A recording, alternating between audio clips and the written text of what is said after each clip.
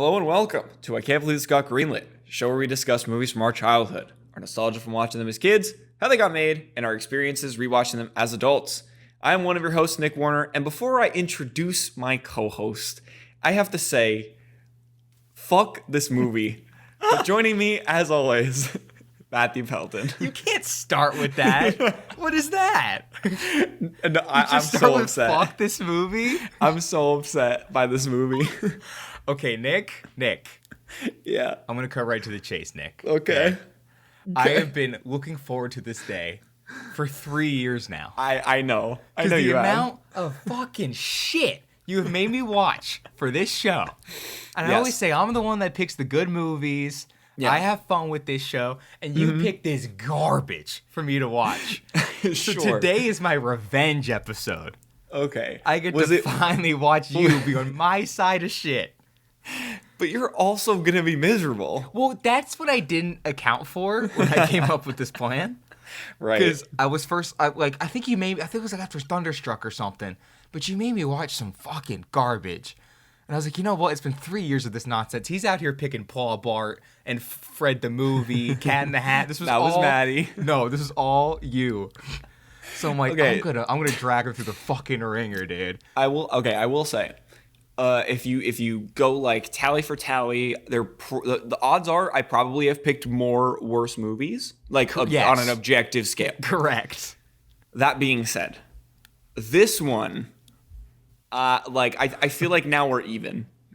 Like it just. You think it's this like one makes it's up like for all of them? Yes, quality over quantity, and this quality is bad. So okay, before we forget about Space Chimps, forget about Cat in the Hat. It doesn't even matter anymore. This one sucks. Also, you had Batman and Robin, so you can go fuck yourself. That is true. I did do Batman and Robin. That's fair. Do you put this in the same category as like Fred and Mark Bart? Yes. Really? It's that low for you? I did not like it. It was this. Wow. Okay. It was the same for me, just like visually as Batman and Robin. If you remember on that episode where I was like, it's like we've talked about on the show before, but it's just eye bleach. Like I can't. It's just so poorly, and it came out around the same time, I think.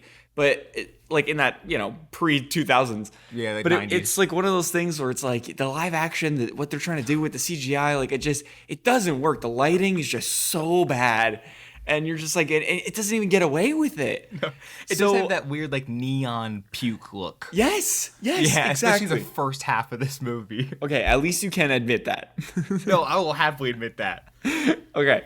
But even if the movie sucks, you gotta understand. All I want to do today is sit here and watch you try to go through plot and your thoughts. Oh, yeah. And okay, also for the audience at home, this is one of those episodes where we tried to get it on the books for a little bit and we just kept running into some scheduling issues, which is fine. But what that leaves us with is a movie that is hard to talk about in general just because of how insane it is. Absolutely. And then on top of it, I haven't looked at my notes in like 2 weeks. Did you not look like 10 minutes before hitting record? Absolutely not. That's what makes it even more fun. Yeah, exactly. Yeah, so I'm gonna have questions galore. But I got you. I just watched it again this morning. So it is fresh. Are you being serious? I swear to God, I watched it a second time this morning.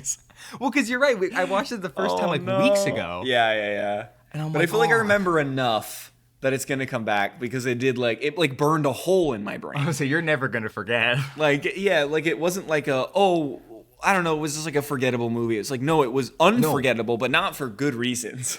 This is, I want you to know, I want everyone to know, this is the ultimate Nick revenge episode.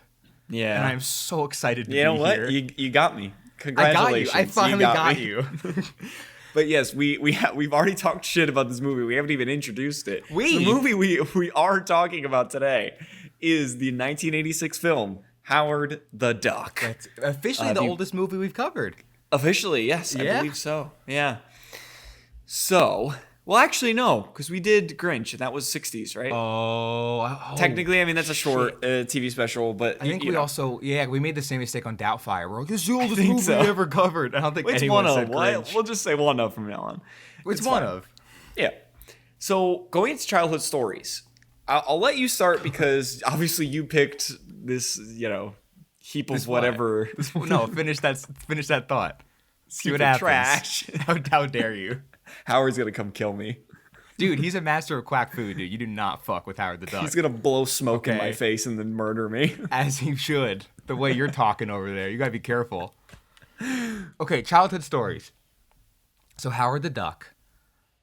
For some reason, I remember being big in my youth. Oh, Okay. When in reality, I sat down to watch it the first of 2 times in the last couple weeks.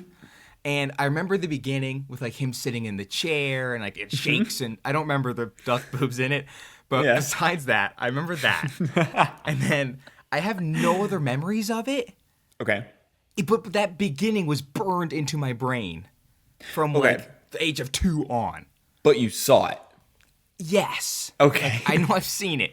So there's either 2 things that happened when I watched this movie. Yeah. I don't know which one, but my dad needs to fess up either way. So I remember watching this in New Jersey with my dad and my brother. We put it on the TV. So it's either after that opening scene where for a kid's movie there's already a bunch of sex and horniness going all over the place. He either turned it off because he realized it wasn't a kid's movie, or I watched it and I subconsciously buried it as like a protective thing. Like my brain it was definitely that one. I think it was like a trauma reaction. Yeah. And I only like the beginning was the only crack that slipped into my consciousness, and the rest got buried somewhere deep down. Yeah. But that's the only explanation I have. That is fair. I thought this was going to be another one where you were like, I thought I saw it and then I never saw it. And No, what I was promise. what I was gonna say is like, should we even continue the show anymore? Because I feel like this happens so often where you're like, yeah, I definitely saw it. And then it's like, do you have any childhood movies? Because I'm convinced you I didn't don't. watch movies as a kid. I'm convinced you started watching movies when you were in high school. Can I confess something? I don't really like movies. Yeah. Oh, perfect. Yeah, I don't like them. Oh, and what'd you go to college for? Movies. Well, I make you know them. what? No, I get it though, because it was a thing that you never explored as a kid, and now you wanted to explore it. You found a newfound passion for it. You know, I get it. It wasn't that I watched this and just got scarred for the rest of my life. Right, and now you're on a mission to make Howard, do it justice. Well, okay, we'll get to that too. But maybe, who knows? If I sat down with a psychiatrist, they might have a fucking field day with it. Maybe I watched this movie and had such an impact on young Matthew Pelton. It's what got me into movie making. Because I'm like, I can do better. Okay. Like, as a 3-year-old, I'm like, I can do better than this. Oh, sure. Okay. You know what I mean? Yeah, I guess. I'll accept it. Thank you. For me, obviously, I have never seen this movie before. I figured. Yeah. I was very aware that there was this terrible version of Howard the Duck. Okay. And I just heard so many bad things about it. You mean great? So many fantastic things. Letterboxd top 100 of all time. I've always heard that this was like a terrible movie, and it was in that era of Marvel where it was like just before they started coming out with some bangers. So it was like they were stumbling a little bit, but I was like, it can't be that bad, right? And then I watched it. And here we are. Now, a question for you, because you're, I think, more of a Marvel guy than I am, even though I like to consider myself a pretty big fan. That's fair. Do you know, because I think this was the era with, like, they had multiple bad movies, right? Like, it wasn't just this one. Yeah. Okay. So my memory of it, because I'm not like as well versed in like the 80s, 90s, early 2000s Marvel stuff as I am like the MCU.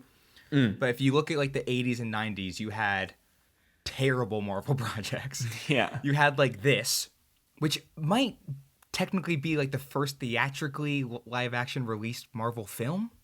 Oh, I don't think I knew that. There's a huge asterisk marks next to that. I'm totally talking out of my ass there. But I know it was like the first big one. And then they had like a Captain America movie in like the 80s and 90s, and that was also terrible. Yeah. But then sure enough, like once you get to Blade, it's kind of like, okay, they kind of found their footing. Then you get like X-Men, Spider-Man, all that stuff starts kind of rolling around. Right. And then all hell breaks loose with Iron Man. But like there was like the early stages of Marvel film was just like a disaster. It was terrible.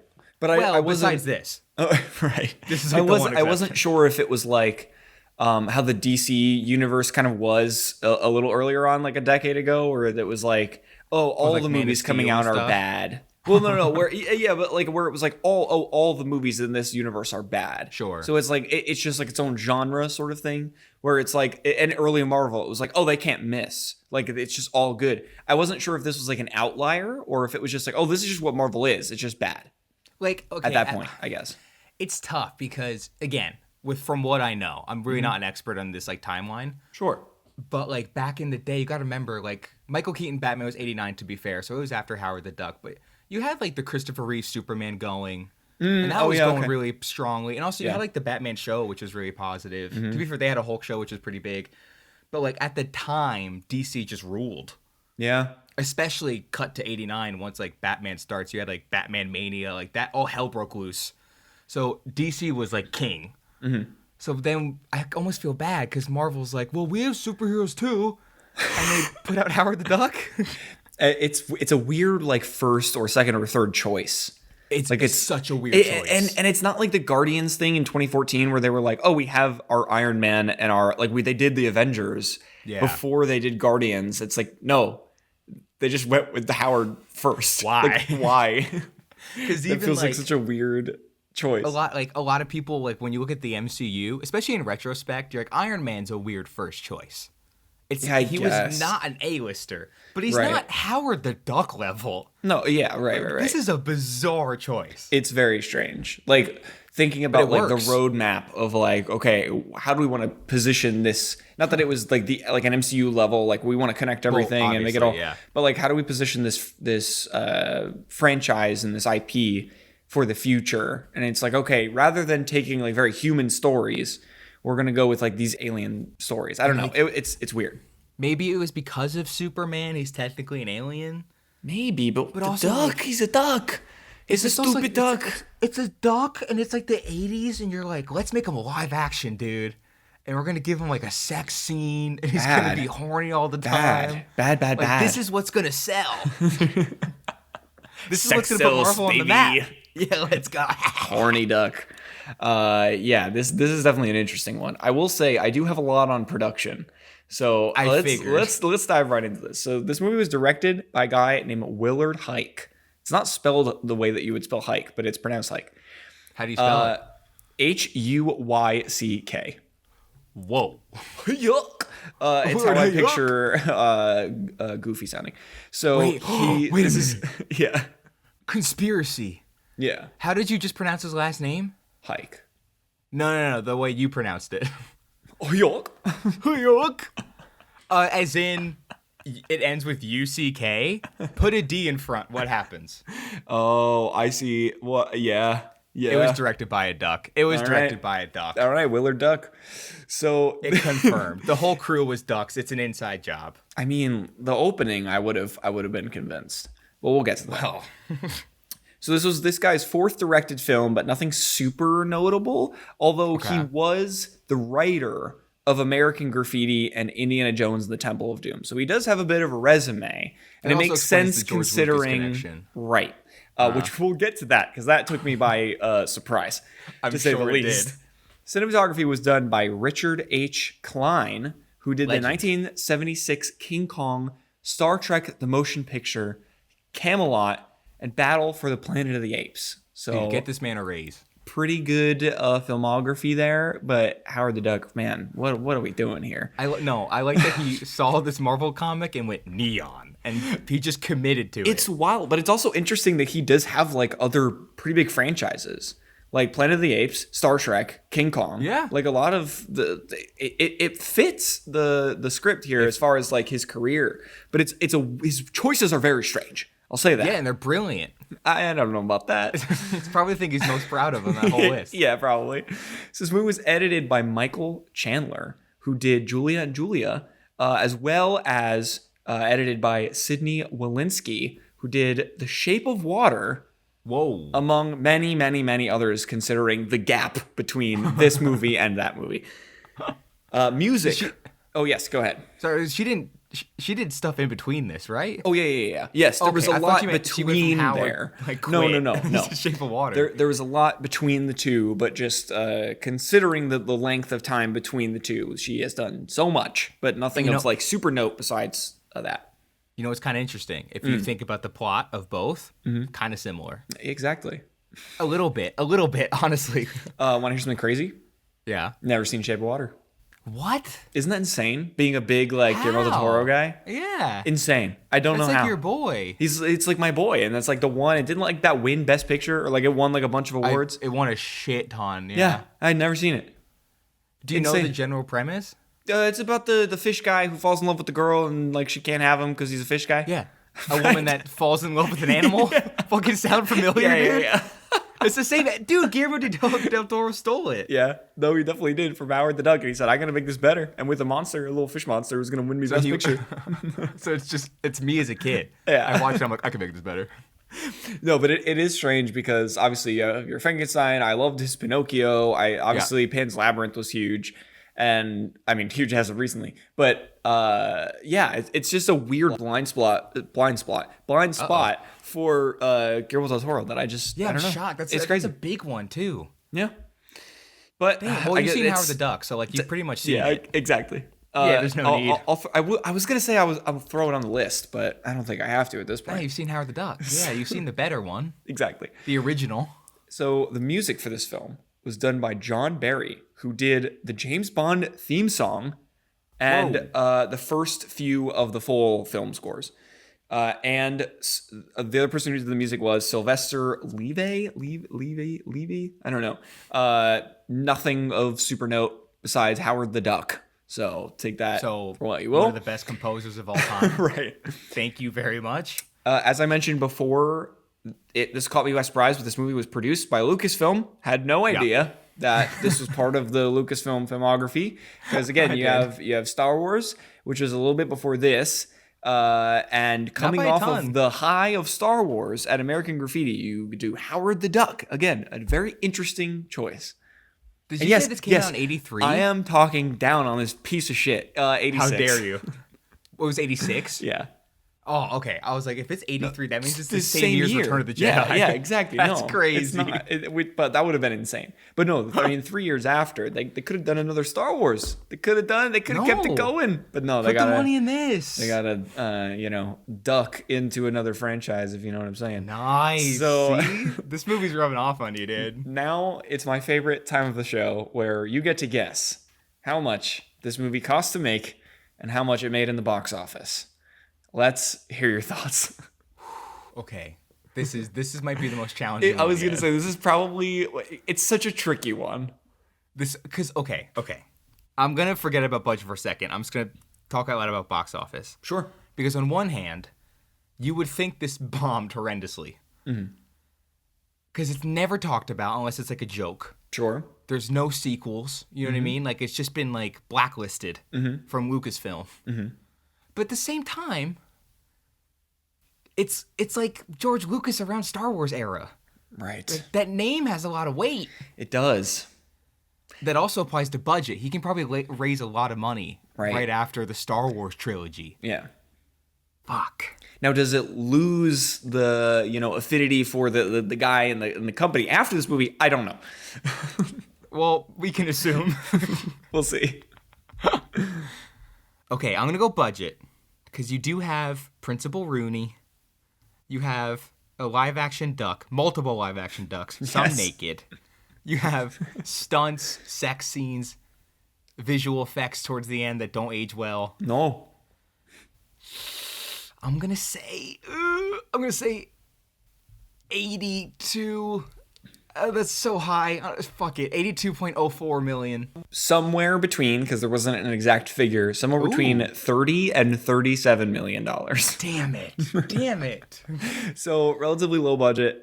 I should have. Her fucking, I guess tracks. Nico's bedroom is a sound stage. I should have guessed that it had a low budget. Yeah, that's fair. Fuck. Now, what do you think it made in theaters? If the budget was 30 to 37 million. Let's call it 37. Okay, let's say 37, not including marketing. So you're looking at what, like 74 million for marketing, 37 times 2, if I did my math correct. I went to film school. So there's no way. There's just no way this made money. I say it made $10,000. No, I say it made, I'll say it rode the coattails of George Lucas's name a little, but not all the way to 74, because I think word of mouth was probably so bad. Okay. So I'll say it made 42 million. 42. That's pretty close. Hey! It made $37 million on a $37 million shit. budget. So you could argue that it lost money. Lost If it had probably a lot of $0 money. in marketing, it broke even. So insane. So either way is even one bad. trailer, they lost money on this movie. Fuck. So Fuck, even George Lucas's name couldn't bring it. exactly. So I'm some surprised. more production notes here. This movie won the Razzie Award. Another, we're bringing it Fucked back. up. So Fucked it up. won Razzies for Worst Picture, Worst Screenplay, Worst Fair. New Star for the sixth. This is a direct quote from the awards ceremony. Okay. The nominee and the person who won was not just one person, but it was, quote, the 6 guys and gals in the duck suit. End quote. That's fucked up. And worst visual effects for ILM. Also fair. Mind oh my you, God, it's ILM. Yes, mind you, ILM is Jurassic Park. It's Star Wars. It's the visual effects company that still runs to this day. It's the biggest, arguably, visual effects house, especially for Disney. They're like the Disney guys. But they were essentially created and pioneered by George Lucas' studio after he didn't get funding for Star Wars. So he created his own visual effects house, and they're like super successful and famous and do great work. I mean, just Jurassic Park alone. Take a look. Honestly, yeah. And obviously their Star work on Wars. Star Wars is unreal. Just the scrappiness getting that thing done is insane. But then they won a Razzie for Howard the Duck. So I don't think I knew George Lucas produced it. I didn't connect ILM. yeah, because they're still just teaming up on everything. So also at the Razzies, it was nominated for Worst Original Song, Howard the Duck, which was the name of the song. No, it's a brilliant song. Yeah, It's my new I ringtone. actually, it was kind of fun. Right? Kind of went hard. And worst supporting actor for Tim Robbins and worst No. director. No. And then also, this movie won worst picture as well at the Stinkers Bad Movie Awards. The hell is a Stinkers Bad Movie Award? What are you? This has come up so many times on It this has? show. Yes. Do you think I pay attention when we Yes. film this show? Well, it also has only come up when we film really bad movie episodes, like Cat in the Yeah, Hat your was the choices. first one that this came up in. I don't remember what else, but there's some bad ones. But yes, this also won worst picture there. That's how you know. Most of the time when that award ceremony comes up, it's because of you. But this time it's because This of is you. the one time. This time it's because of you, baby. Revenge! Revenge! Look at you squirm. Talk about Howard the Duck, bitch. Keep going. It's terrible. Talk about all the awards it won. So the connection with Willard Hike, and come on now. Gloria Katz, who was Give the him some producer of this film, they actually went to film school with George Lucas. And they also, Gloria Katz was producer of this and also co-wrote American Graffiti as well. So 2 for 2. Exactly. So after the film's production concluded, Lucas told Hike and Katz about the comic book Howard the Duck, describing the series as being very funny and praising its elements of film noir and absurdism. So this came from George Lucas. This was his little baby. This is his baby. Yeah. So 19 Do you think just George Lucas just like didn't like these two? maybe. He's like, hey, you should put your name on this project Yeah. I'm doing. He was like, Like he'll be fine. he He's was like, George yeah. Lucas. I promise another Star Wars is coming. Yeah, you'll be on board for that one, but just for now. like, Yeah. I'll start Just- heavily just drinking. I get a divorce. Yeah. But, like just say this is your movie. It's gonna go really well. Yeah. It's Like, gonna be do you great. think like back like You can back use in my name, no college, he, problem, like- no problem. No problem.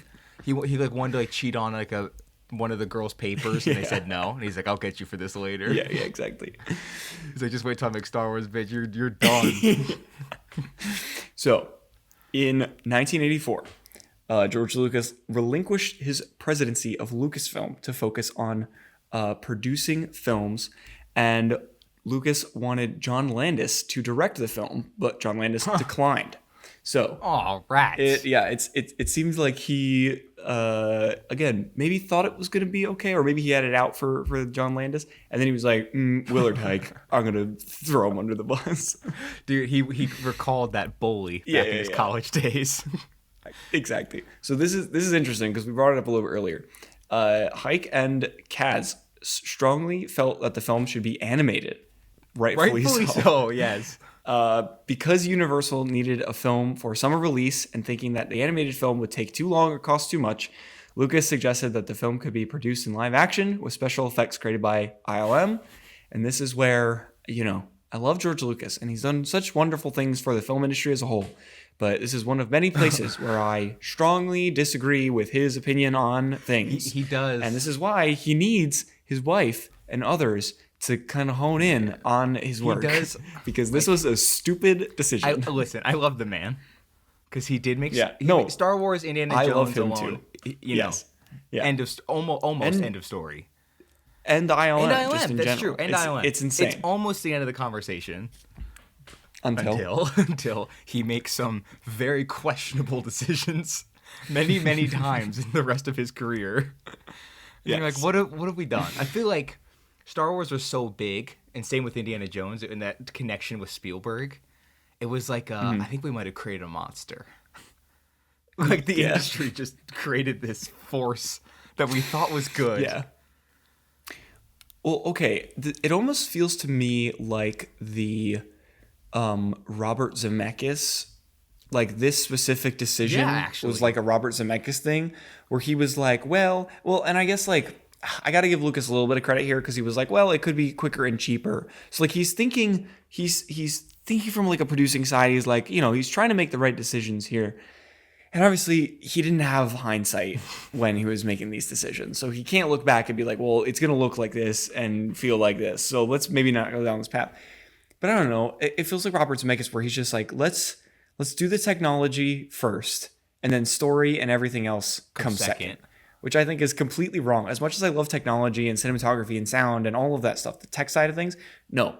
Like, again, as much as I love it, I think obviously story has to come first. And I feel like Robert Zemeckis does not do that like almost all of the time, especially in his later career. And I feel like this was a decision from Lucas that was like, hey, we have this company that they could do really cool things. Let's do it. So we should do it. But I don't know how much of that conversation was after the story or before the story. I don't know if there was a conversation about the story. I don't think there was like a writer's room. I don't even think there was a script. I think they just missed that part. I think they just shot it. They just went to set. They were like, what could be funny? They're in a bed. Oh, they could hook up. Let's do that. That could be funny. Let's do that. You know how there's Kung Fu? Let's make it Quack Fu. Yeah. Quack Fu. Like, wait, that's so good. That's so good. Yeah. I feel like most of the budget just went into making the duckified posters in the beginning. Which I want to own. Can I be honest? I love the duckified posters. That's one of my favorite moments in the movie. Yeah, it's really great. So moving on with production. So production designer Peter Jameson and the director of photography Richard H. Klein were hired to give the film a look similar to that of a comic book, which I think in a few spots is successful, but overall I think does not hit the mark as much as something especially like I mean, this is the extreme example, but if you're saying I want it to look like a comic book, do Into the Spider-Verse. Like, just do that. You mean animated? Yeah. Don't do it live action? Don't do it live action. I can't even tell you, like, even in the MCU, I don't even know if there are many, like, maybe scenes that look like a comic book, sure, but not the whole film. It's really hard to like have that be your stylistic choice for the entire film. That's insane. Because you run the risk of it looking like this movie does, where it looks like eye bleach for almost 2 hours long. Like the MCU, there's like shots that recreate famous comic book shots. You know what I mean? Like in Civil War, you have like Iron Man, the Shield, and stuff like that. Exactly. Even in the new Spider-Man trailer, there's a shitload of them. But you have you have something like this where it's like, let's do the whole movie like that, and you're like, why? And then even like, did you ever watch Ang Lee's Hulk from like 2003, I think? I've seen clips. You've seen clips. That's another one where like, let's make it look like a comic book. And there's full scenes where it's like panels, and there's like 3 scenes at once. And you're like, what are you doing? Like, what? Yeah, that's an interesting approach. You want to make it look like you're reading the book. Oh, like it's an actual it's like an actual comic book. You're translating this to be a movie for it to feel like a movie, not for it to be exactly like Spider-Verse does that a little bit, but it's like flashes. Yes. It's like they don't have like, it sounds like in that one, it's like full scenes. It's full scenes. Also in Spider-Verse, that's wild. Animated. And it's so much and it sounds easier to do it animated. really fucking well. Why Yeah. would you not do that? It's so insane. Well, this next fact I think will explain a little bit more of like the story Ooh, side of okay. things. So during the screenwriting process, a stronger emphasis was placed on special effects rather than satire and story. Overall, the tone of the film is in opposition to the comics. Oh, whoops. Wah, wah. Now, I didn't read the Howard the Duck comics, to be fair, so I don't actually know how much of that is true, but I can see it. I can see this being in opposition to most things. You know what? If it's not like the comics, I don't want to read them. I stand by the George Lucas Howard the Duck. You don't want to like teleport for no reason when you're watching. Don't worry about that. It made sense. They explained it kind of. I don't even remember. They made a big beam that had a pink light, and there was a world that was shaped like an egg. And then Howard was like near the beam. Right. So he got sucked into it. Yep. And then they tried it again, but then they got evil Principal Rooney, who got like possessed. That's right. Yeah, dude. That's See, right. Okay. The All more right. I'm It's coming describing back. it, you It's probably coming thought I back. was describing like The Godfather, like Citizen Kane. Dude, I'm Right, describing Howard the right. Duck. Oh. Yes. Is that what we're talking about? I was so confused. I was reading through these notes and I was like, man, this is like the I know. greatest You're film what ever is this, made. Goodfellas? But no, it's this Careful. heaping Careful. pile of trash. You take that back. This was my youth. All right. I watched it once and forgot about it, but this defined my childhood. Then you started watching Breaking Bad. Maybe. So, an early proposed storyline involved the character being transported to Hawaii. And Willard Hike states that this storyline was considered because, quote, we thought it would be sort of fun to shoot there. Come on. Now, according to Katz, they did not want to explain how Howard arrived on Earth initially, but later rewrote the screenplay so that the film would begin on Howard's home They just world. weren't going to explain it? There's just going to be a talking duck in Hawaii? Yep. What the fuck? Well, I think that also applies to this movie, like the final version. I think that initially, from what it sounds like they just they weren't going to explain it at all. They were just like, yeah, an anthropomorphic duck exists on this planet, not on this planet, on Earth, What the fuck? with no further context, and that's it. But thank God they have a scene in the beginning where he's on his couch and he. Well, thank God. pulled Thank God there's like there. duck Yeah, boobs thank in God. the movie and there's all this shit. Exactly. It's a good Exactly. starting. You know what I mean? It gets you eases you right into it. Right. So the filmmakers consulted with Disney's lawyers to make sure that Howard did not resemble the Disney character Donald Duck too closely. Howard's appearance was redesigned several times during the process, including his clothes and the shape of his bill. That'd be so interesting if he just showed up and he had like a little sailor It's suit. just Donald Duck. Yeah, Has there yeah, ever yeah. been a live action Donald Duck like movie or show? Unless he shows up in that like Steamboat Willie. No, because Donald's not in And Steamboat also, Willie. it's not So like I an was gonna IP anyway. Like that's not like a Disney movie. No, no. There's no like live action version of any of the Mickey and Friends guys because that's fucking can't scary. help but wonder why. And yeah, so there you go. And I mean, this one again, it would have been funny if he just showed up and he was like smoking a cigar, but he just looked like Donald. I wish. Or if like The weird if neon. Donald was somehow like public domain at that point, they just threw him in the movie, a guest star. That'd be awesome. Yeah, I mean, I guess the closest you could argue is like Who Framed Roger Rabbit, where it's like live guess action that's is true, interacting yeah. with because Donald shows up in that and Mickey shows up in that. But even then, But they're still animated. It's not. They're still animated, so it's not quite. See, they just didn't. You know, they Yeah. weren't as brave and bold as my George Lucas and ILM boys. Right.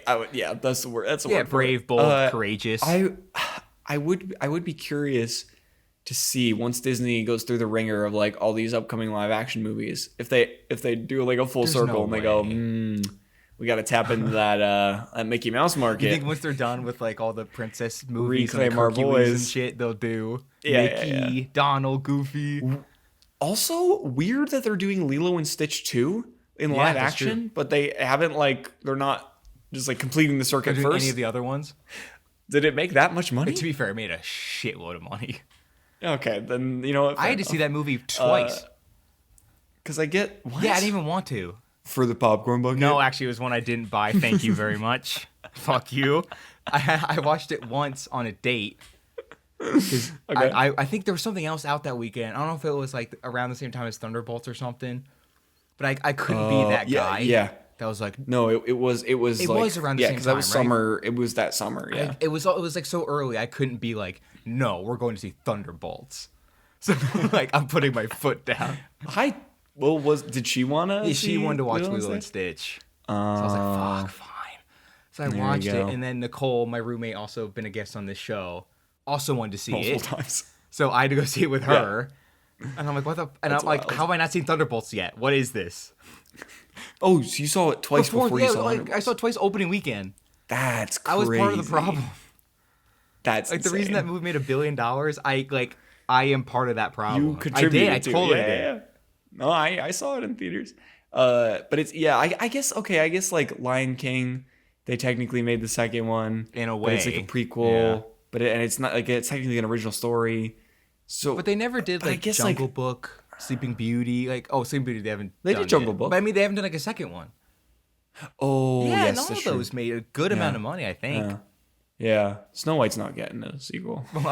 Dude, I wish it did though. I wish You it did kidding too. me? The Hi Ho sequence, that thing rules.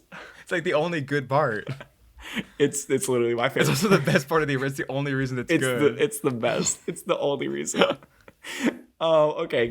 Carrying on with what movie Let's just were talk we about talking Disney. Howard the Duck. Let's go back to Disney. Yeah. Can we please? Okay. So Tim Robbins said it also completely for some reason didn't realize like I don't think I know Tim Robbins like super well. And then realized that this was the guy from Shawshank, like at the very end of the movie. Well, I will say he's mostly known as the guy from Howard the Duck. You kind of had that right. reverse a little bit there. I just wanted to correct that. Yeah. But yeah. Oh, perfect. So now I have the context for the future. Yes, you're welcome. You're welcome. Yes. So he said in a later interview that he doesn't look back negatively at the film as he, quote, got this big job that was paying a really decent salary and it was for George Lucas. So it was a huge deal at the time. My man. And then it wound up being, going over its shooting schedule, and I ended up getting paid twice for that movie. Even better. Because of all of the overtime. That's great. So for him, he got to work with George Lucas. He got to make his salary, which was already big. He got to make double his salary because of the overtime, because of the shitty producing on this movie. Hey. So you know what? I think for him, that's a fucking win. Can I be honest? It sounds like this movie was a net positive for everyone. Well, I don't know about Maybe everyone. not like reputation moving forward, but Did Willard Hike get another movie after this? no, but you know what? He once called George Lucas short in college, and this was his revenge, okay? This is what he deserves. Insane. Okay, you're gonna like this next one. So, although many actors and comedians wanted to voice Howard, such as Jay Leno, Oh, fucking shocker. they were all turned down. Hike and Katz auditioned a number of actors, including John Cusack, Robin Williams, Oh, no way. and Martin Short for Howard's voice. Williams worked for a week before quitting, Why? stating, quote, "I can't do this. It's insane. I can't get the rhythm of this. I'm being confined. I am being handcuffed in order to match the flapping duck's bill."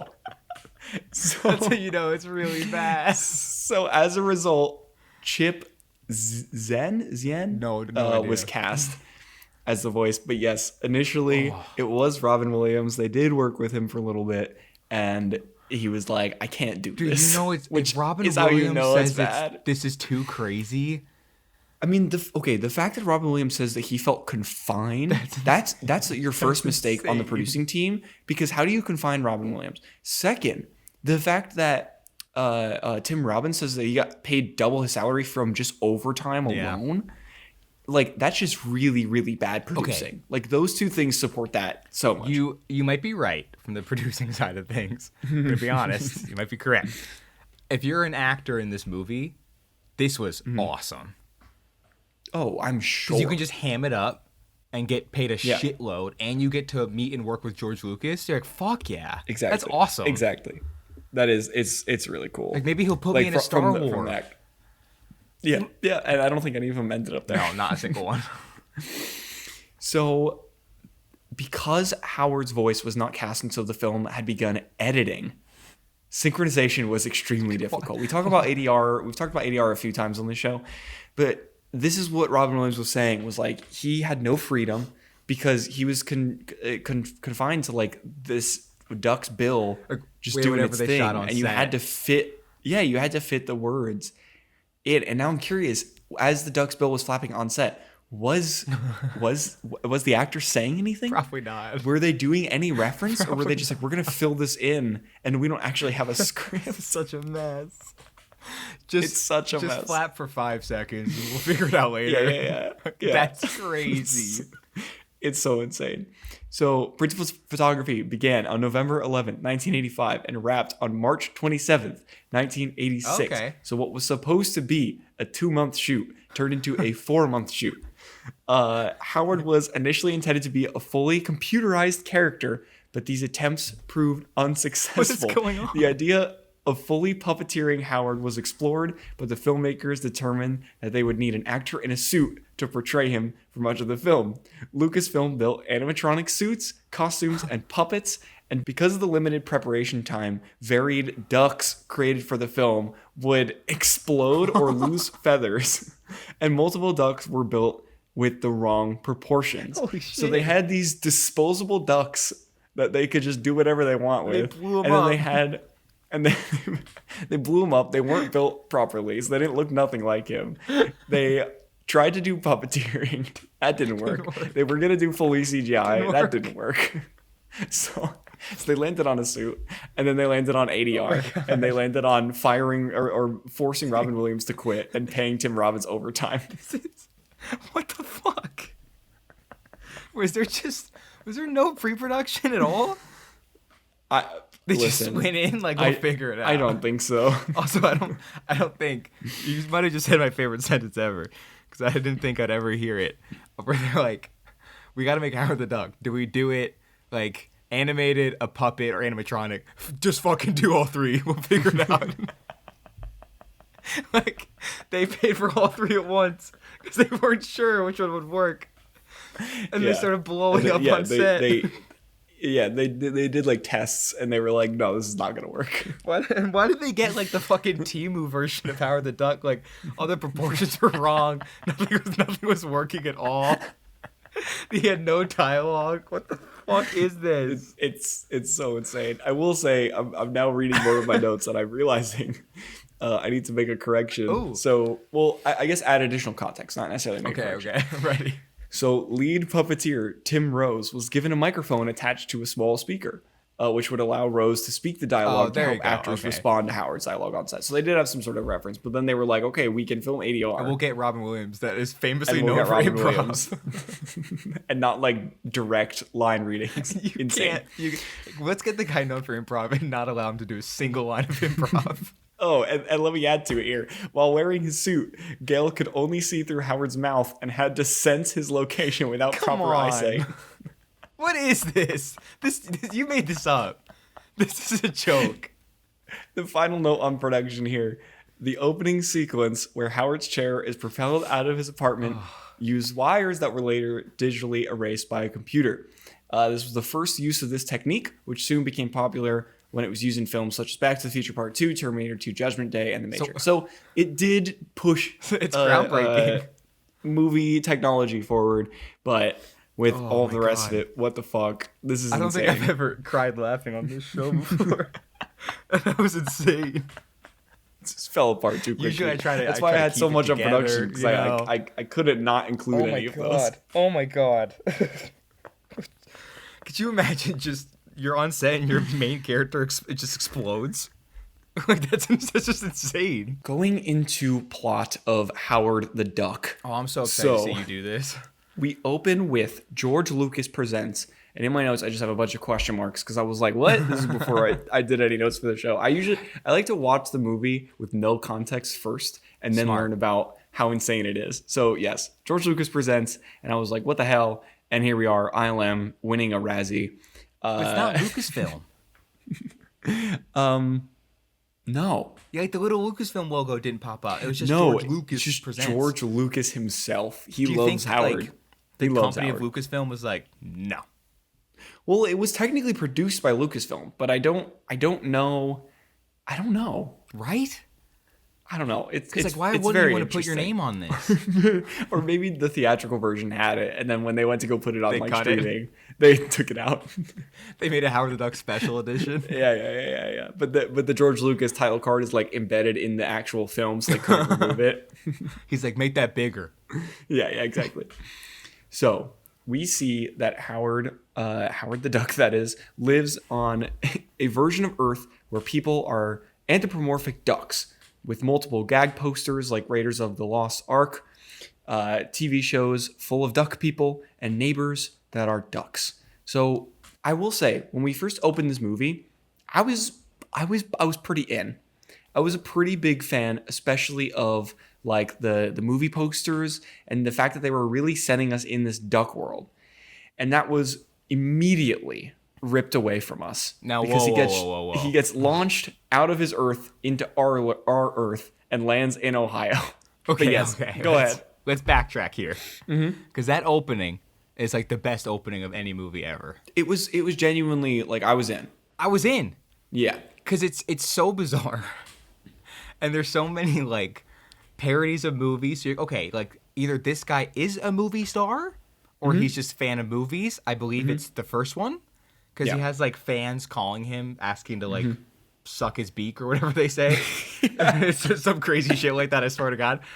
And then it's so weird. It's hard to talk about this movie. It really is. Because he gets blasted off in outer space. Yeah. And we see a woman duck in the bathtub.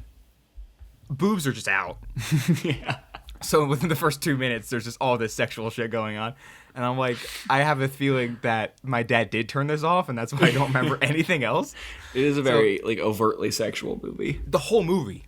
But and they try and play it off. They're like, oh, it's a duck, so it's like acceptable. But it's still like, what the fuck? It's like I think he almost assaults someone at one point. Like it's really bad. Yeah. But he gets sucked off. Oh, hang on a Oh minute. my sweet lord! I mean, that's Let's later take that in the again. movie. Let's take that again. He gets sucked out of his planet, which, by the way, is just Earth but in an egg shape. And then he gets sent to Cleveland, Ohio. Yes. But what's important, because it's my favorite part of the movie, is while he's in space, before he lands in Cleveland, Ohio, there's a narration.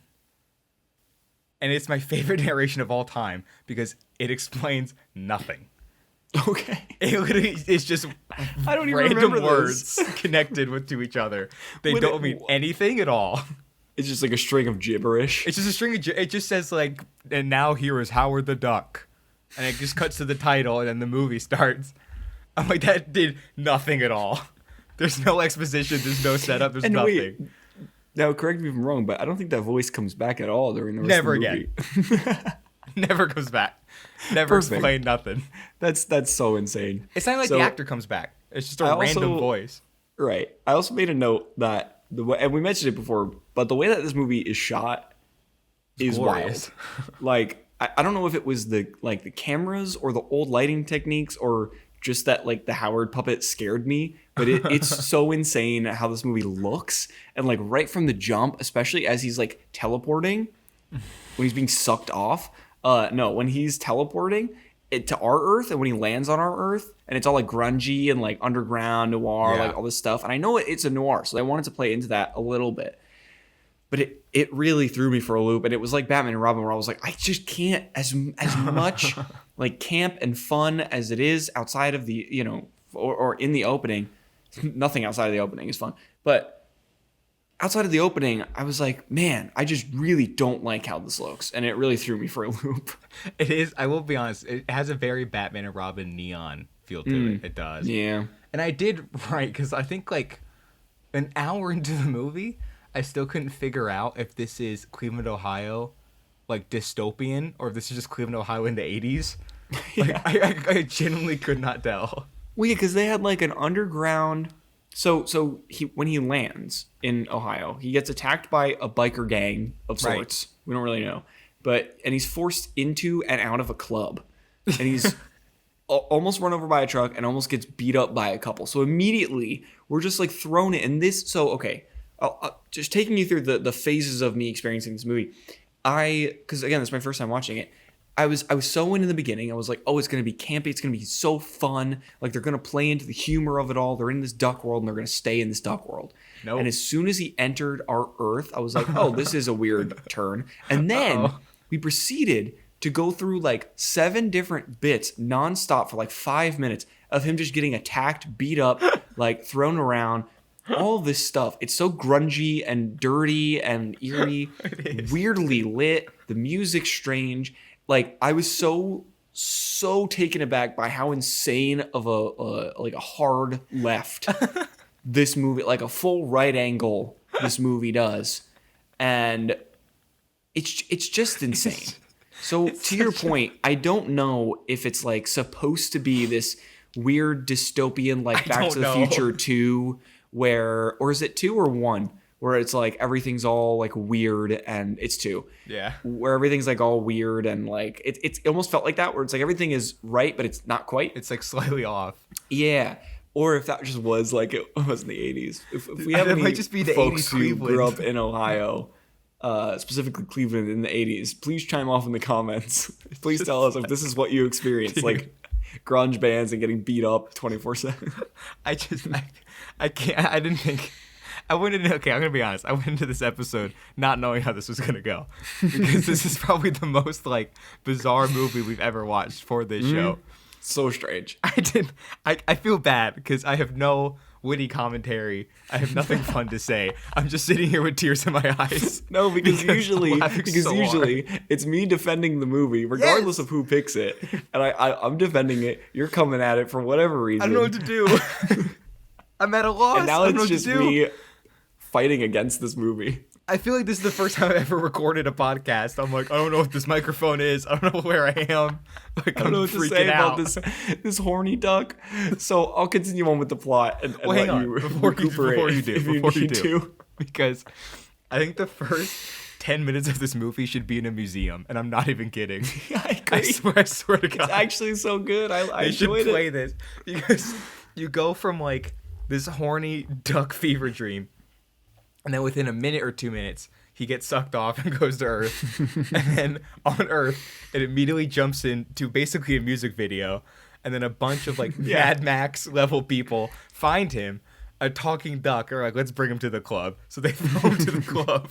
He gets his ass beat during a band performing behind a cage. Let's not forget that either. They're fully in prison. He gets his ass beat. He gets thrown into a trash can all within like 5 minutes. He's almost beat up, and then he beats up two people. He does. He does, and then I think I can't speak. I can't talk about this movie. It's too good. It's like you took me to the Louvre, and you're like, tell me about this painting. I don't know. I'm not smart enough for this. I don't know. No, if this film was a painting, it would be... It almost, you know that picture, the meme of the horse, and it's like poorly drawn, and then it's pretty well drawn, and it's like the fire is like super well drawn. I feel like the first half of this movie, like the rear end was like fire. Yes. And then as you progress to the middle, it's like immediately just the shitty 4-year-old It just stops being drawing, a horse, and then altogether. it just becomes a duck by the end of it. Because also, okay, he gets his ass beat. They throw him into a club. There's a music video. It's dystopian. It feels like Blade Runner and Mad Max all at the same time. I don't know what's going on. I'm horned up. I'm confused. I'm all over the place. And then he beats up 2 people that are about to like assault this woman. Yes, Beverly. And right before he does it, I think I wrote it down because I laughed so hard because this little fucking scary duck puppet animatronic exploding thing jumps out of a trash can and goes, "No more Mr. Nice Duck," and then claims he's a master of quack fu and beats the shit out of these 2 people. Yeah, and the movie doesn't blink an eye. It never it almost like spits in your face. It does. It does. If you even begin to question if they're going to explain what that is about. No. Like, it's like, oh, you want context? Go fuck yourself. Dude, they were so fucking, like, arrogant about it. They deliberately did not explain it. They deliberately didn't explain it. And then just to fuck with you, they had an opening narration that meant nothing. It meant nothing. Why is that in there? And then the singers perform behind a cage, and then you're just left with your own thoughts of like, is this just the 80s? Am I just too young to understand that this is what clubs were like? Or is this supposed to be dystopian Ohio where anthropomorphic ducks are allowed to travel to? And then also, not to jump ahead, but we eventually see like the main girl's apartment. And one, it's just a soundstage. But two, all the lights are green and purple for some reason. They just had one normal light in her room. Like, what's going on? It's fine. It's fine. Just hand wave it. It's fine. It's fine. It all makes sense. Yes. So yes, he beats up two thugs and he saves Beverly, the lead singer of a band that was performing in the club. And they get to talking. Yeah, exactly. They get to talking and she invites him over to stay the night. Now, I just got to talk about this decision really quick because my thought immediately went back to B movie. Right? Like she starts talking to the bee. She like stabs herself in the fingers and pours like coffee like too much because she's like, I don't know what's happening. She's like this, I must be going insane because like not only flustered, but like this can't even be real. Like this isn't a real thing because you can't talk, you can't speak English to a bee and expect it to respond, right? And then she comes to the realization, okay, this is real, whatever. Again, in this movie, she doesn't even think twice. She goes, yes, there is a talking duck in front of me, and I not only am gonna interact with him and pretend like it's normal, but I'm gonna let him stay at my place. This infuriated me so much because then it was also like, okay, not only like imagine if this was a guy, that'd still be bad. It's like, okay, you just met him, you talked to him for 2 seconds, you invite him to come over and stay the night. Like you don't even know where this guy's coming from, where he's been, what he's doing. But not only that, he's a fucking talking duck who is the master of quack foo and didn't even bother to explain his backstory to you. You didn't ask. This is nonsense. She didn't ask. She should have asked. This is her fault. Of course she should have asked. One other thing I love about that scene. Yes. Master of quack foo beats the shit out of two people. Yeah. Instantly sees. By the way, he sees it like humans and just also doesn't blink an eye. Sure. So he sees this woman. He's like, oh, she's hot. And then she's like, oh, he's dope. And then if you remember, they talk for like a minute. I think it's literally 1 minute. Not even. Like I think like in the runtime of the movie, I literally think it's less than a minute. And they walk their separate ways. And Howard Duck's like, oh man, like I thought I was getting lucky tonight and whatever. And then the two of them, insane. It was just insane. And then they walk into the pouring rain, and one of my favorite songs of all time starts playing, and it plays twice in the movie. I have the lyrics, okay, because I need people to know what just happened. Yes. So again, they met for 30 seconds, and in the pouring rain, this song comes on, and it's beautiful. It's stunning. It goes, I don't know why you're not talking to me. I don't know what went wrong. Two people who had so much together really ought to get along. What? What the fuck? You just met. And it's like a scene from like The Notebook. I'm like, what's going on here? They're trying to play it as if they've known each other their whole lives, and they're like like circumstance just pulls them apart. But it's like no, they just left because they met for 1 minute. She had a 20-second interaction with a talking duck who's a master of quack foo. And they have the balls to play that song. And he's pissed because he thought he was going to get fucked. He thought he was going to rail this girl tonight, dude. So that song plays, and after the lyric I just stopped at, they both separately go back inside and are like, all right, you can come over to my place. Like, she couldn't leave him. It's so insane. That's so insane. But you know what? This is why it needs to be in a museum. Yeah. Because this opening 10 minutes, we could talk another hour about it. It has to be studied for all the right and all the wrong reasons. Yeah, it's both. Honestly, yeah. It's everything. But I also want to say, before I move on with plot, we have to talk about this duck's height throughout this movie. Because some shots changes. And I said it earlier, like they had different suits that didn't necessarily fit the right proportions, but some shots he's the size of an actual duck, and then some shots he's like 6 feet tall. Yeah, it literally just depends on the shot. It could be the same scene, and he's just different sizes. Well, and the perfect thing is he's always with someone, so you always have someone for scale. So it's like he's always next to somebody, And then you're like, why is he the same height as them? And wildly then different. literally you cut to, it's like a reverse shot. He's the same height as them. And then the next shot, he's half their height. You're like, what the fuck is going on? No one thought about continuity. Also, what was the production schedule like? If they couldn't even get through one scene with the same like suit or character or actor, like it absolutely ridiculous. Well, that's what I think happened. I think they had the 6-foot Howard the Duck, and then he fucking exploded on set. So like, well, we have the 3-foot one. That's all we have. It's the only explanation. There's no way. Yeah, I guess. It's in the same scene. You're right. Like in the same scene. Yeah, it's so insane. So Oh my God. he has a beer with Beverly, and they talk about how he got there and what life is like on his planet. And again, just to hammer down, she is way too okay with this way too quickly. What do you mean? But They have so much in common, yet they're not talking. Did you not listen to the song?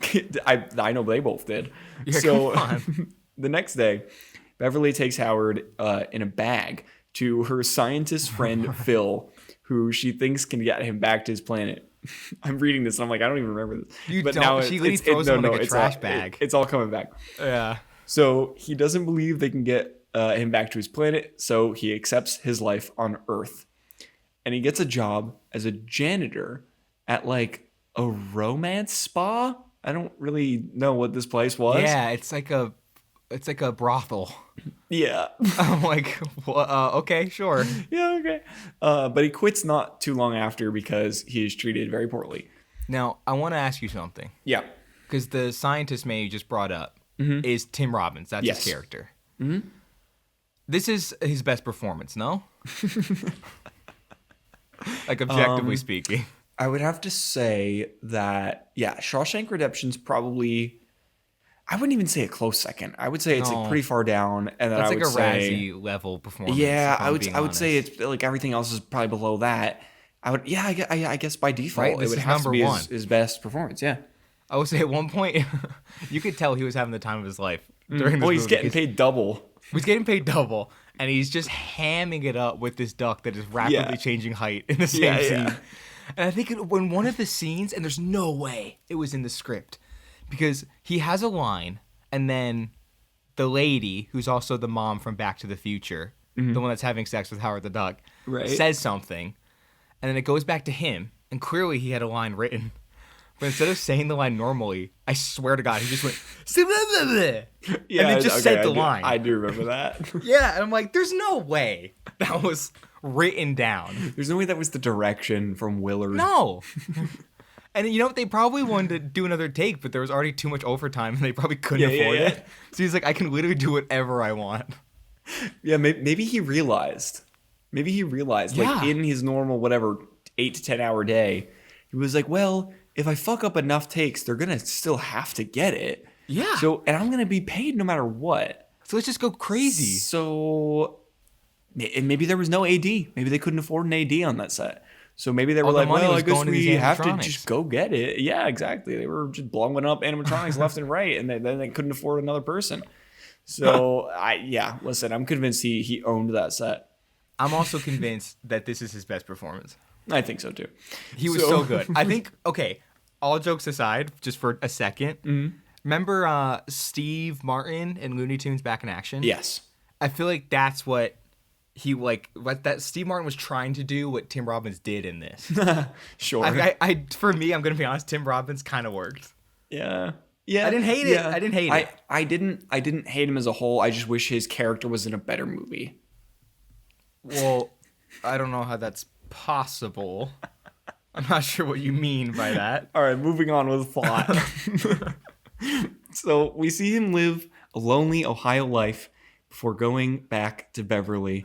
And in the club her band plays in, the prison cell, Beverly's manager basically says to the club owner that he isn't going to pay the band until Beverly goes out with him, and Howard fights him for this, which again, it's like, is this dystopian? Is this just the 80s?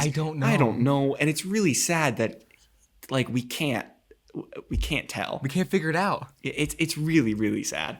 Also, I think it's bizarre that at this point, if you like read the logline of this movie, the plot has not started. No. And No, we are nearly a third of the way into the movie. Yeah, it's just like Howard just living in Cleveland. Yes. There's nothing really going on. Literally just like small town Howard. Yeah. They should have called this movie. The Small Town Howard the Duck. It's like a slice of life movie almost. Yes, It's very avant-garde in that way. Yeah, it's very film noir. Oh, the mise en scène of that scene. Nick. Let's dive into it. What was it called? Media Criticism and Theory, VM 201, whatever the fuck it was called. I really hope that's not the actual course number, and we just No, I don't know. Shouted it out loud. I don't know what the course number is. So Beverly invites Howard to stay the night again, and he gets really fucking horny, and they almost hook up. Okay, not only do they almost hook up, I'm sorry. This is still all before there's any plot going on at all. It's like The Room. It is, it's The Room. Where you're like, there's nothing going on, but everything's going on. Yeah. And then one of my favorite moments, and once you notice it, you can't unnotice it. But Howard walks in, I think like after he beats up like the band manager and stuff, and he walks in into like the girl's apartment, freaking Marty McFly's mom, and he just puts his stuff on the couch, and she's like, "Hey, Howard," and he's like, "What's up, Toots?" The rest of the movie, he only calls her Toots. Oh, really? Yeah, I swear to God. That's all he calls her? He's just like, "What's up, Toots?" And I'm like, this is the greatest fucking film. He calls her Toots, then 2 seconds later, he's about to bone the shit out of her in her own bedroom. I don't even want to like talk or think about how that works, but you know what? She does. During the movie, I thought about it. So, do you remember? Wait, sorry, because there's No, a good. crucial detail you're missing. It's the best line in the movie. Yeah. And I don't have it word for word. I didn't write it down. But she's lying in bed, basically fully naked. Howard is next to her. And she's like, "Oh, like my life's going so well. I just can't find the right man." And he says something like, "Maybe he's right in front of you the whole time." Yeah.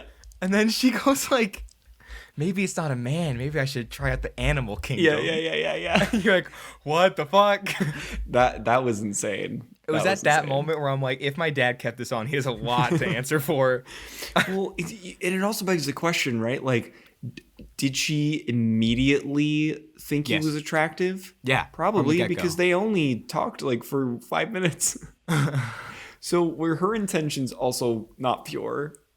No, not at all. It's insane. It's so insane. Dude, that was a lust at first sight. It was a lust at first sight. It was. So they almost hook up, but Phil and some colleagues show up and reveal that a spectroscope they were inventing was aimed at Howard's planet and transported him to Earth when it was activated. They theorized that Howard can be sent back to his world through a reversal of this process. Now, this is where the actual plot takes place, not merely seconds after they almost have sex. They literally have to stop a sex scene to be like, right, we're doing a movie here. We have to like continue the plot forward. I also like that if you don't know a lot about this movie, or I don't remember in my case a lot about this movie, they're about to have a sex scene and it's interrupted by Principal Rooney. I'm like, that is wild. It's so insane. Like, I did not think freaking sexual predator Principal Rooney was going to show up in Howard the Duck. Good point. Yeah, I didn't either. So they break into the lab at night and they see that the laser is breaking again, with one guy saying that they have no right tampering with the universe. So the cops show up and arrest Howard for being an illegal alien because, you know what? That's America in a nutshell. You see a talking duck and you go, that guy's illegal. Get him in cuffs. Get him out of here. So he escapes, and Dr. Jennings, another one of the scientists, helps Beverly and Howard escape by driving them to a diner. And I made a note, as this escape happens, we see that something from the laser malfunction has been transported to Earth and has taken over Dr. Jennings. So this is, again, Principal Rooney. But also, like, I'm saying this out loud now, and I'm like, right. So, like, a whole lot of things happen in the beginning, and then nothing happens for, like, 15 minutes. And then we finally get to the plot, and then everything happens all at once. It's so insane, the pacing of this movie. Well, also, like, so their explanation, which they give in a matter of 20 seconds, and then they wave it off. Like, don't worry about it. So they have a laser pointed at his living room, just coincidentally, I think, right? Like, I don't even think they knew there was an egg-shaped planet there. It happened to be Howard the Duck. Right. So Howard the Duck was flying through. And then when they go to do it again, they bring a bodiless entity Yeah. from the same planet? And they like don't even question it. Yeah. No, and they call him like a dark duck overlord. Yeah, the Dark Overlord of the universe. Yeah, the whole universe. Yeah, of universes. Sorry. Oh, sorry. Not all of them, but just like a couple. Yeah. Just like 3 or 4 of them. Right. This guy's the Dark Overlord. Yeah. But I'm like, wait, how? What? No, it's like, does Howard know about this guy? Like, is he a? I don't think a so. thing from his No, clearly not. But this is what I'm asking: is like should he? Should. If it's Yeah, from his universe, like. He'd be like, oh, that's freaking. Because seemingly, Zyklon. right? Because seemingly it is just an exact replica of Earth, but everything is duck, right? Everything is duck. Yeah. But like, if there was a Dark Overlord of universes on Earth, I feel like we would know about that to some extent. I would hope so. Right? And if we got teleported and then our Dark Overlord got teleported, I feel like we'd know about it. But again, if everything is the same, because, it begs the question, like, oh, are things different over there? Like, maybe he wouldn't, like, maybe there's, like, just different segments of the planet, and, like, there's, like, these dark entities that live over there, and, like, he lives over here. Maybe he doesn't know about them. It's a different culture. No, it's just Earth, but duck. It's just Earth. Like, they have the same movies, just with duck puns. They have the same currency. Right. It's just like a duck George Washington. So I'm Right. like, oh, even, like, the history of the country is the same. Yeah. As far as we know. You know what I mean? Right, Like, exactly. Like a George Washington figure did exist at one point. World War II, but with ducks. Anyways. We don't, what's your next note on your thing there? So, no, I do want to hammer home, though.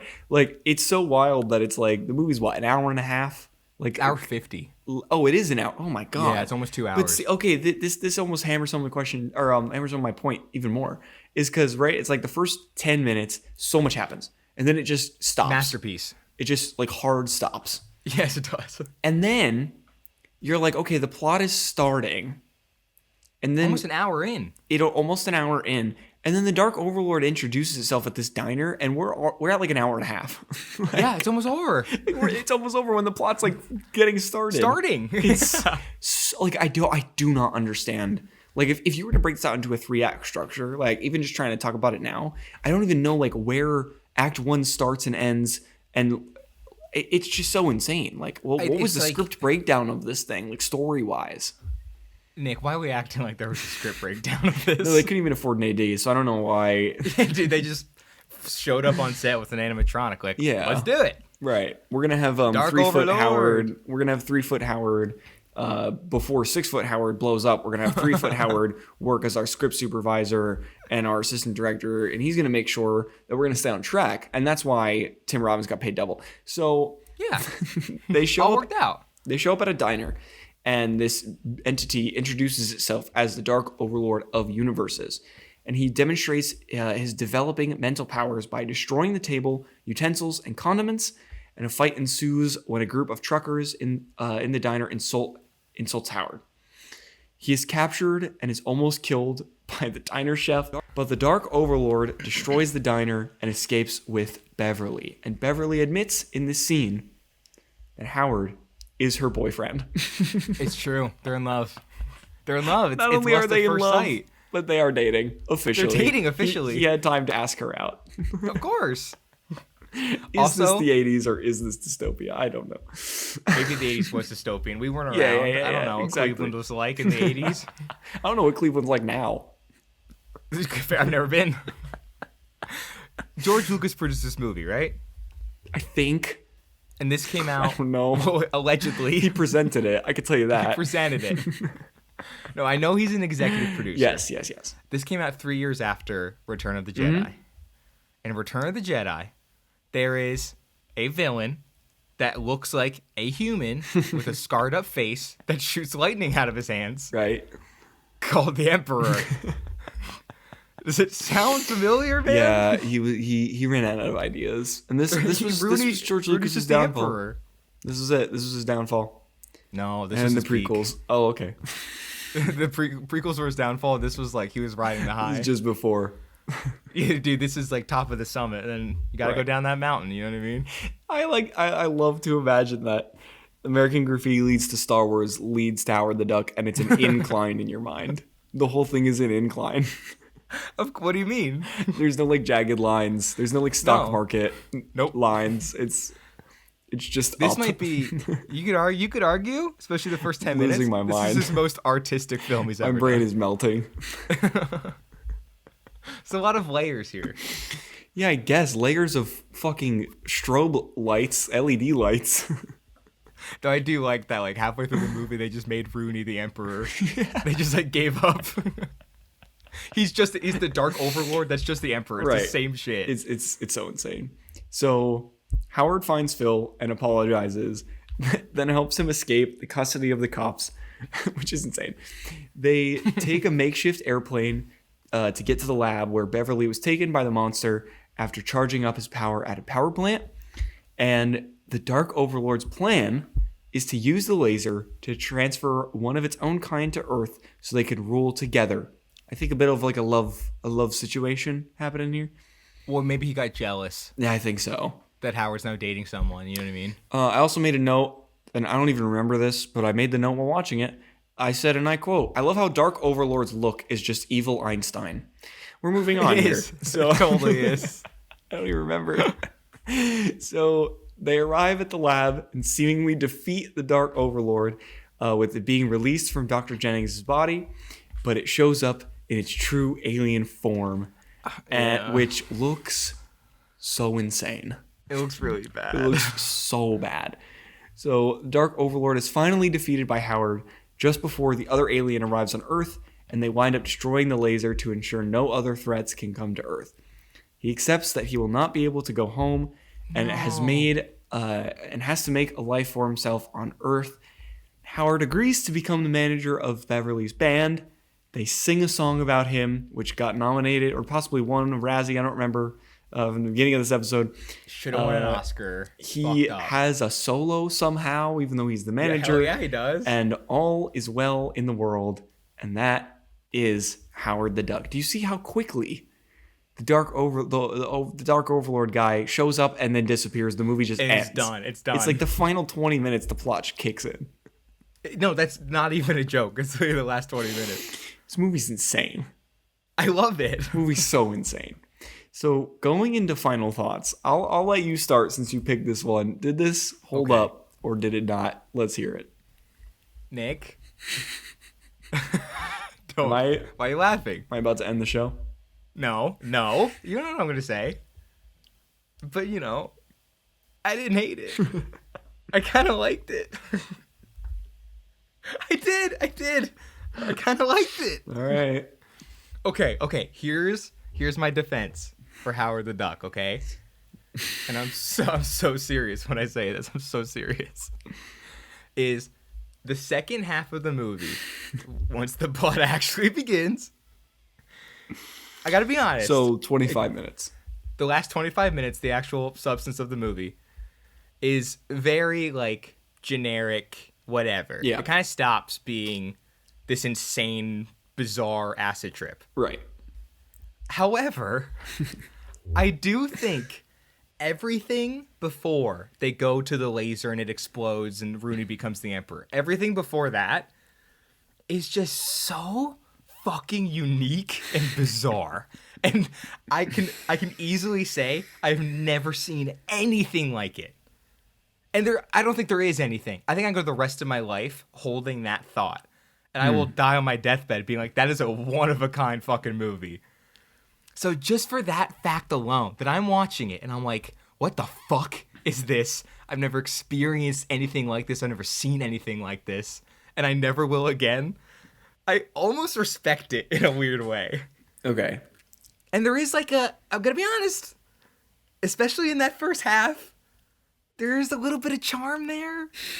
And like everything out of Howard the Duck's mouth, every line is so like insane and so stupid that like I was laughing. I think I literally put everything out of Howard the Duck's mouth is iconic. You could take any sentence he says and put it on a t-shirt. Absolutely no, not. Are you kidding? Dude, okay, hear me out. If Howard the Duck was like a real person, like a human man, not like a duck. Hey, duds. But like you took everything he said in the first 50 minutes, put that same motherfucker with those same quotes on a reality show like Big Brother or Real Housewives, he would be a fan favorite. A reality show. That's what you're comparing him to. That's what you're Yes, comparing I this am. dialogue to. A I reality stand show. by that. An I stand by unscripted, it. shitty reality show. Yes. Okay. Like, these lines should be going down in movie history. It's like, what As like the some fuck of the worst is writing this? in history. No, some of the most unique. Unique is, I can get on board with unique. Right? I will not say it's good. I will never. I didn't say it was good. I won't even say it's fun. Okay, that's fucked up. I was having the best time of my life watching this. Here's why I'll say it's not fun. Okay, I'm ready. You said that this movie was unique, and while I do agree, I think there was one other movie that we've seen on this show that felt far too similar to the look, Batman the and feel, Robin. and everything else of this movie, and that is Batman and Robin. And now, if you remember, I hated everything about that movie.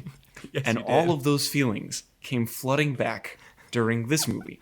I also had fun. I hated every bit of dialogue. I had no fun with it whatsoever. I thought it was No. dumb. And It's so the much only fun. good part about this was the opening scene in Duck World. They should have stayed there.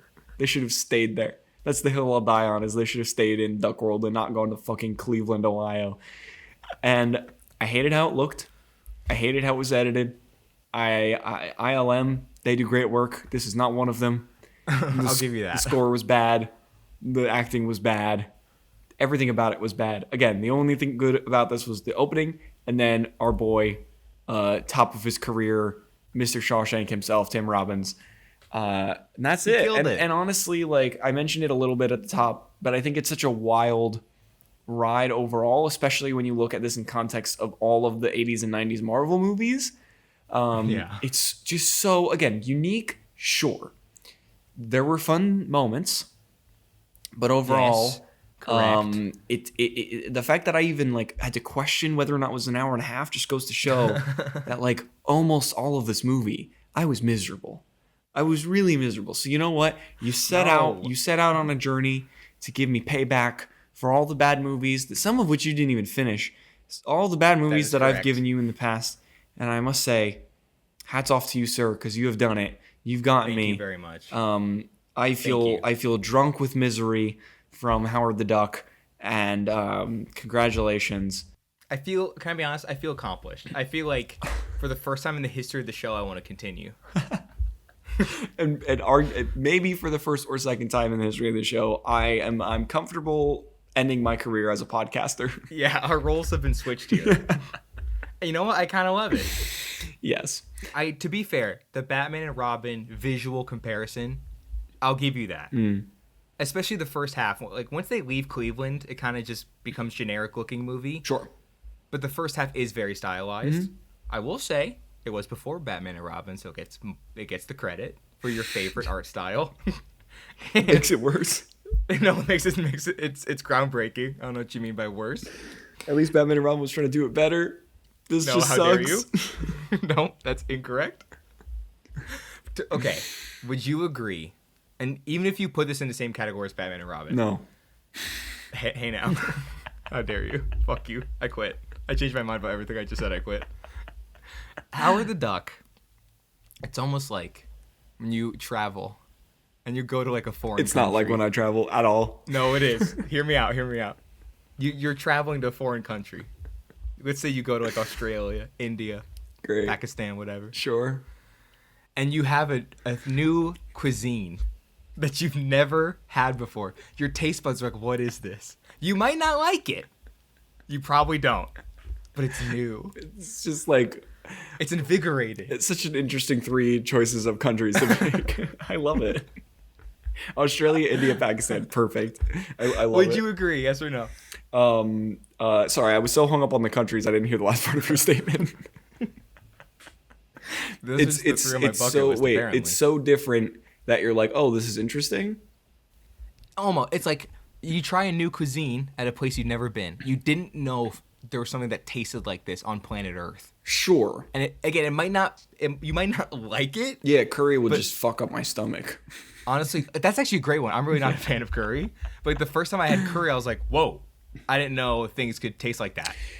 Yeah, but see, I did have that reaction, but it was like, Yeah. wow, I didn't know movies could get this bad. Okay, take it easy.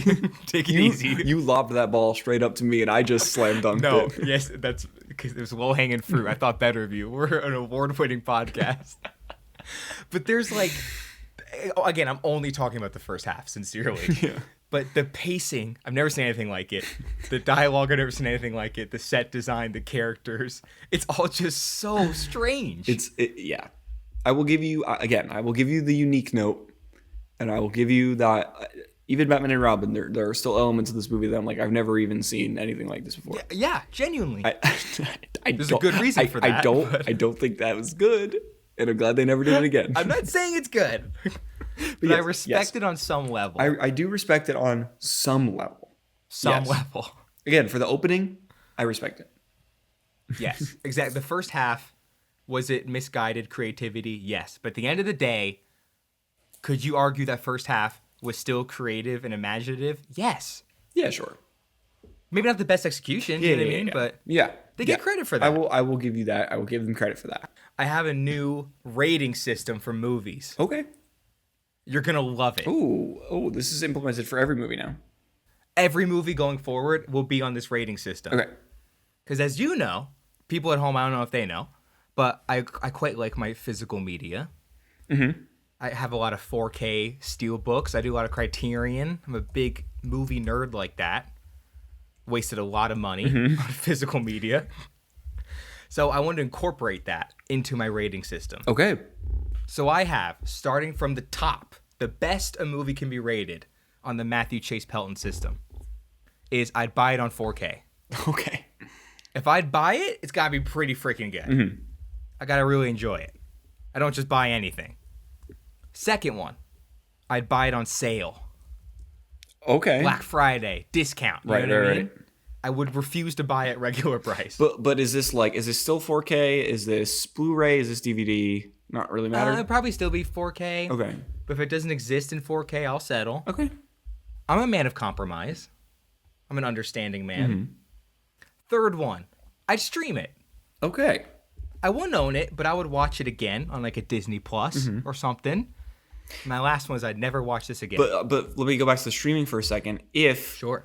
the inevitable potentially all the streaming services collapse and we lose all digital media, and unless you own it, Correct. which is the anxiety I have, which is why I want to start collecting physical media.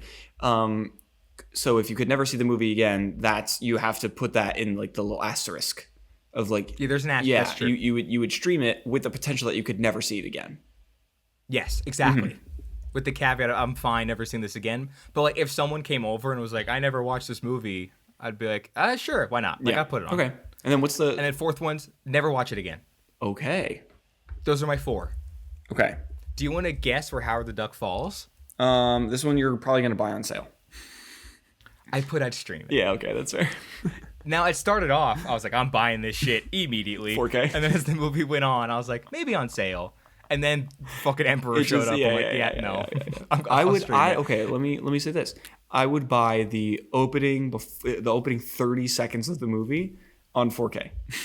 I would too. I totally would. The rest of the movie I would never watch again. But you know what? Like, if I had a date come over and it was like, hey, I want to watch that Howard the Duck movie, not only would I stream it, I would probably buy like an engagement ring immediately. Without hesitating. See, this also enters the weird like echelon of movies where I would watch it again. It's like Batman and Robin. I would watch it again, but it would have to be It's like Cat in the Hat, Batman and Robin, where you watch it again with friends to make fun of it. But that's the only way I would rewatch it again. Yeah, that's like get like high as a kite. Get Yeah, some friends, and it's like put not on, a good great movie, but it's a fun one to kind of make fun of. So I don't know. That's fair. At the very least, Batman and Robin at the very least, it's not bland enough that I would just never even watch it, even with friends like that. Yeah, Like, it's not too middle of the road. We're just like, whatever. It's just like, it's so bad that it almost does a full 360 and becomes great. you said it. You finally admitted it's great. I have it on recording. At the tail end of the episode. Even if you don't include it, I'm going to cut it, and it would be like your new ringtone. Right, like, right. Just when you call me. Howard the Duck, Howard great. the Duck is great. You just Frankenstein it from the whole episode. I love Pelton more than Maddie. You probably have enough footage to do something like that. Oh, I totally could. And I haven't. Oh, I haven't. You have an entire 40-minute podcast of me just saying shit that you want me to say. One final thought about Howard the Duck. I can't believe this got greenlit. Thank you all for listening. Thank you, Pelton, for bearing with me during this Howard the Duck episode. The revenge was sweet. It was worth it. It was sweet. It was worth it. Tune in next week on I Can't Believe This Got Greenlit for... We don't actually know. Our schedule got a little messed up, so we will have an episode next week. Something's coming. We don't know what it is yet, but stay tuned regardless, because we have some fantastic guests coming up, some returning guests coming up, and some interesting movies to talk about. So we will talk to you next week. Bye. See ya!